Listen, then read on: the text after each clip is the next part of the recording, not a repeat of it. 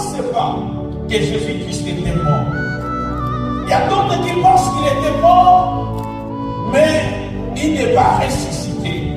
Il y a même une histoire qu'on dit qu'il avait fui.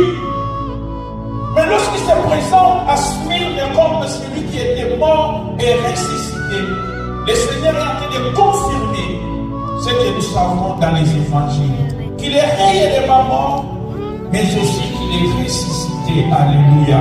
Parce que l'apôtre Paul dit, si Christ n'était pas mort, s'il n'est pas ressuscité, notre foi est vaine. Alléluia.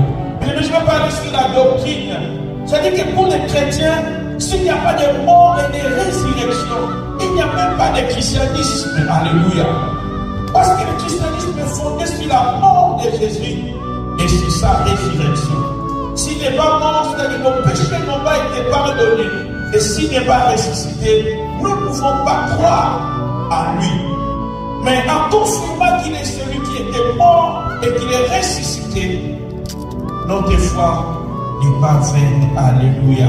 D'Apocalypse 1, 18, il dit, je tiens les clés de la mort et du séjour des morts. Donc, celui qui était mort et ressuscité, il tient les clés de la mort. C'est-à-dire qu'il a le pouvoir sur la mort, il a aussi le pouvoir sur le séjour des morts. Vous savez, des fois, nous avons peur. Qu'est-ce qui va arriver après la mort? Ça sera comment? Mais le Seigneur se présente ici comme celui qui a le pouvoir, les clés de la mort et du séjour des morts. Généralement, Dieu se présente à nous selon nos situations. Alléluia.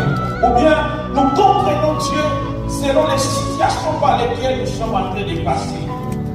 Abraham a appelé Dieu Jéhovah Jireh, parce qu'à la montagne, il a été pourvu. Alléluia.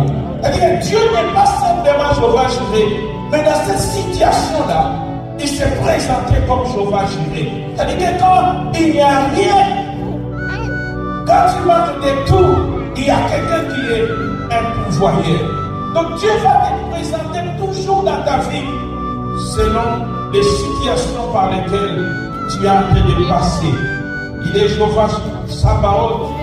Lorsqu'Israël fait face à des combats, il peut penser que l'Éternel est le Dieu des armées, parce qu'il domine sur toutes les armées. Alléluia. Il est celui qui guérit, parce que je sais que quand je souffre, il est celui qui me guérit. Alléluia. Mais cela ne restreint pas ce que Dieu est.